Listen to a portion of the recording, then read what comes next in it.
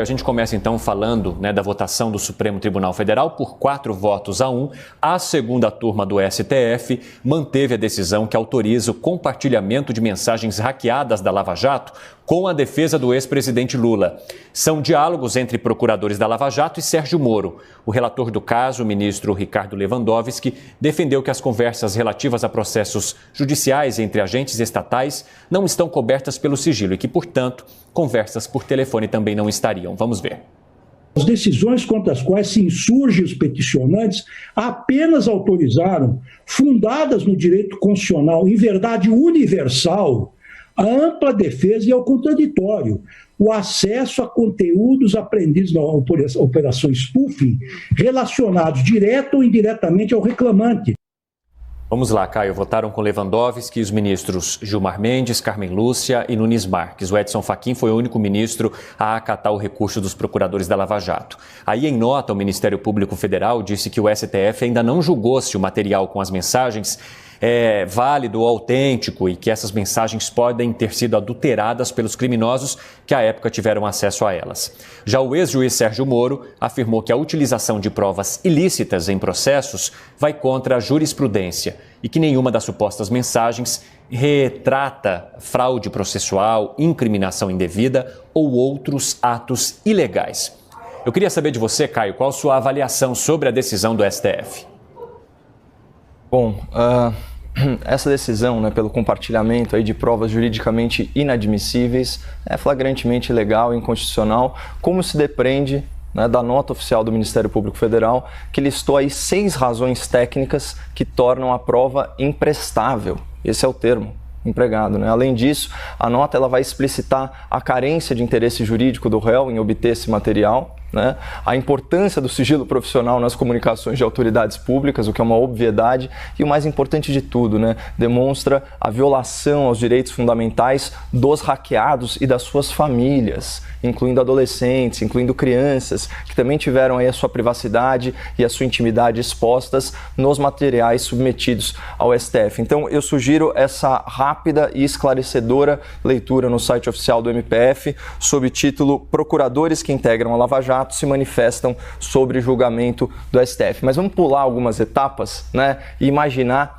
o melhor cenário possível para a defesa do senhor Lula. Quem é Lula? Um criminoso com condenações por corrupção e lavagem de dinheiro e réu em múltiplos processos penais. Não vamos nos esquecer disso. No melhor cenário possível para o Lula, todo aquele material apreendido com os hackers, que é um conteúdo adulterado, impericiável e obtido ilegalmente, enfim, imagina tudo isso sendo aceito como prova pelo Supremo Tribunal Federal. E para melhorar ainda mais as chances do Lula, vamos supor que o conteúdo desse material apresente inequívocas faltas processuais por parte da força-tarefa na Lava Jato, como, por exemplo, algum caso de suspeição do juiz de primeira instância, ok? Então, ainda assim, mesmo nessa hipótese improvável e juridicamente absurda, tem um fato incontornável. O material apreendido não tem o que se chama de conteúdo exculpatório, ou seja, as mensagens roubadas e manipuladas pelos hackers, pelos fraudadores, pelos estelionatários, não demonstram a inocência de Lula, nem indicam que houve qualquer tipo de fabricação de provas ou de incriminação indevida. A gente viu essa expressão na nota do ex-ministro da Justiça. Portanto, mesmo que o material apreendido seja considerado válido e mesmo que o seu conteúdo aponte para erros da força-tarefa, 2 constatações vão saltar aí aos olhos. Primeira, a realidade dos fatos permanece inalterada, ou seja, Lula cometeu os crimes pelos quais foi acusado e condenado. Isso é ponto pacífico, ninguém discute, ninguém fala que Lula é inocente. Segunda constatação, não houve prejuízo concreto ao réu. E a prova maior disso são as sentenças do processo, que foram confirmadas e agravadas na instância superior, o TRF4, o Tribunal Regional Federal da 4ª Região, e até referendados pelo STJ, o Superior Tribunal de Justiça. E aqui a gente chega num dilema do direito. O que deve acontecer se procuradores e juízes cometerem faltas processuais que não afetem as penalidades estabelecidas na sentença? Faz sentido a gente anular uma condenação e indenizar o criminoso por crimes que foram judicialmente comprovados? Em outras palavras, para a ciência do direito, o processo é mais importante que a verdade, é mais importante que a justiça em si? Então, diante desse dilema, eu gosto de parafrasear Jesus de Nazaré, quando se dirige aí aos ardilosos filisteus, né, em Mateus 2, 27. O processo foi feito para a justiça, não a justiça para o processo. E essa hierarquia entre processo e justiça, entre meio e fim, ela fica clara, ela fica cristalina em um princípio jurídico, né, recepcionado do direito francês e muito utilizado nas decisões do próprio Supremo Tribunal Federal, princípio conhecido como pas de nullité sans grief. Então, em tradução livre, seria o seguinte: não há nulidade sem prejuízo. O que isso significa? E aqui eu vou abrir aspas. A orientação jurisprudencial do STF é no sentido de que o princípio do pas de nullité sans grief exige, em regra, a demonstração de prejuízo concreto à parte que suscita o vício, pois não se decreta nulidade processual por mera presunção. Esse é um trecho extraído da ementa do habeas corpus 145341, de relatoria do ministro Luiz Roberto Barroso. Então, uma decisão recente de 2018. Então, vamos traduzir isso do juridiquês para o português. Se o STF atuar conforme os seus próprios precedentes, a defesa de Lula precisará comprovar que eventuais erros processuais prejudicaram objetivamente o réu, não em tese, né?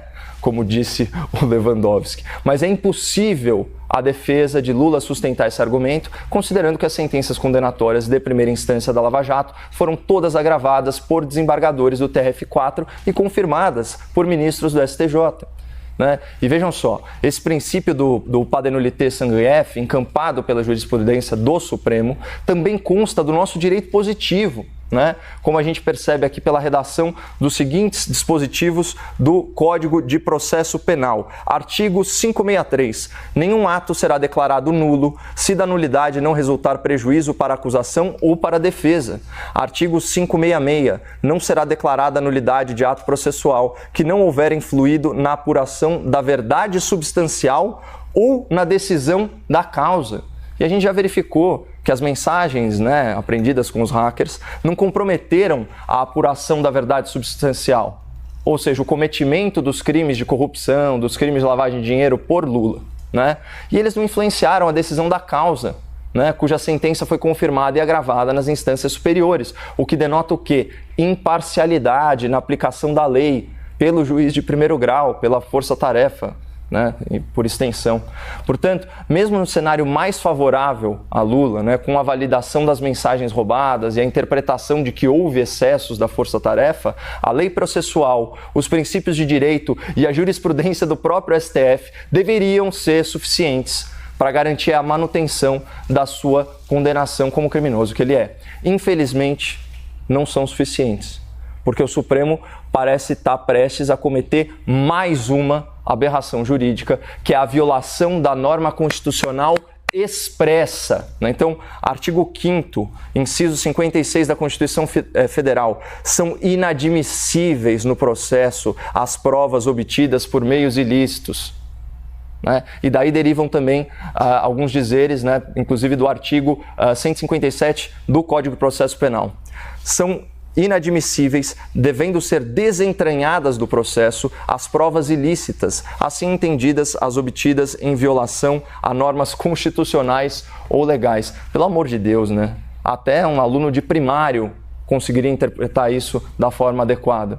E foi em razão dessas normas, essa norma constitucional, essa norma processual, que nós testemunhamos um dos episódios mais embaraçosos da história judicial brasileira, que foi a anulação da Operação Satyagraha, a operação que revelou um esquema multimilionário de fraudes ao sistema financeiro, corrupção e lavagem de dinheiro. A Satyagraha levou mais de 23 suspeitos à prisão, incluindo político, banqueiro, investidores, executivos, doleiros, enfim. Mas todo o processo foi anulado pelo STJ, essa decisão foi referendada pelo STF. Então, adivinhem só o principal motivo para a anulação integral da Satyagraha: a utilização de provas obtidas e compartilhadas ilegalmente. Então aqui fica escancarado o duplo padrão que privilegia esses corruptos de estimação do Supremo Tribunal. A mesma regra constitucional sobre prova ilícita que vale para livrar a cara de acusados por fraude financeira, por corrupção e por lavagem de dinheiro, não vale para proteger a intimidade, para proteger a privacidade, o sigilo profissional de autoridades idôneas, como são os membros da força-tarefa do Ministério Público. Parece que o STF só respeita a Constituição quando ela beneficia suspeitos e criminosos. Se o texto da Constituição prejudicar acusados e bandidos, ele é solenemente ignorado, reinterpretado ou até mesmo reescrito, e não faltam exemplos. Então, para fechar, qual a conclusão? Mensagens particulares de autoridades públicas obtidas de forma ilegal por criminosos e impericiáveis, segundo especialistas forenses, não constituem prova legítima e deveriam ser destruídas no mundo físico e excluídas no mundo jurídico. Qualquer atuação além disso é flagrantemente ilegal e política. E a gente não pode inverter os valores. Nesse caso, a força-tarefa da Lava Jato é vítima de violação de direito humano, não agressora. E só para constar, se esse material apreendido com os hackers pudesse ser periciado ou for verificado de alguma forma, e se ele inocentar Lula, comprovando que ele não cometeu os crimes pelos quais foi condenado, eu vou ser o primeiro a defender a sua absolvição sumária. Porque mesmo uma regra constitucional pode ser excepcionalmente relativizada, mas isso vale para inocentar um réu injustamente acusado, nunca para anular um processo de um réu que é culpado e que teve as suas condenações confirmadas nos tribunais unanimemente.